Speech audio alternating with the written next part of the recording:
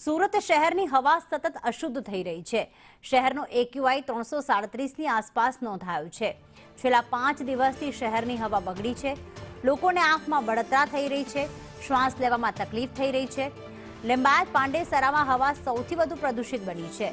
સચિન વિસ્તારમાં પણ હવા ખરાબ છે। તો સુરત શહેરમાં સતત એક્યુઆઈ 300 ને પાર થઈ રહ્યો છે। 5 દિવસથી સુરત શહેરની હવા બગડી રહી છે। લોકોને અહીંયા આંખોમાં બળતરા પણ થઈ રહી છે, શ્વાસ લેવામાં તકલીફ પણ થઈ રહી છે। સતત ધુમ્મસભર્યું વાતાવરણ રહી રહ્યું છે। હાલમાં સમગ્ર ગુજરાતમાં પ્રદૂષણ, ધુમ્મસ, ભેજવાળું વાતાવરણ આ સૌથી મોટી સમસ્યા છે। ઠંડીમાં ઘટાડો થયો છે, પણ વાતાવરણ જે છે એ મિશ્ર થઈ રહ્યું છે, એટલે કે ક્યારેક ગરમી લાગે છે તો ક્યારેક ઠંડીનો અનુભવ થાય છે। એની વચ્ચે આ વાદળછાયું અને પ્રદૂષણભર્યું આ વાતાવરણ લોકોને ઝેરી શ્વાસ લેવામાં ક્યાંક તકલીફ પડી રહી છે અને એના જ કારણે આંખોમાં બળતરા થઈ રહી છે, શ્વાસ લેવામાં પણ તકલીફ થઈ રહી છે। સુરત શહેરની હવા છે તે છેલ્લા 5 દિવસથી ઝેરી જોવા મળી રહી છે। હવામાં ઝેર જોવા મળી રહ્યું છે।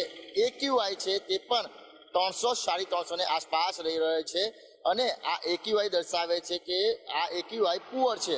લોકોને શ્વાસ લેવામાં તકલીફ અને આંખોમાં બળતરા થવાની જે ફરિયાદો છે તે ઉઠી છે। ખાસ કરીને વાત કરીએ તો સુરત શહેરના લિંબાયત, પાંડેસરા અને સચિન જેવા વિસ્તાર, જે ઇન્ડસ્ટ્રીયલ વિસ્તાર છે, ત્યાંનો એક્યુઆઈ સતત નીચે ઉપર જઈ રહ્યો છે।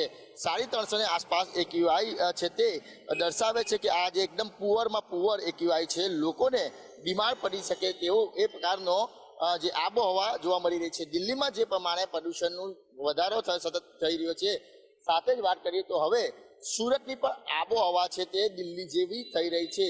બીજી બાજુ વાત કરીએ તો અત્યારે પણ ધુમ્મસનું પ્રમાણ છે તે જોવા મળી રહ્યું છે। સાથે જ જે લોકો જઈ રહ્યા છે તે લોકોની આંખોમાં બળતરા પણ થઈ રહ્યા છે। કેમેરા પર્સન ભૂષણ ચૌધરી સાથે મનીષ પરમાર।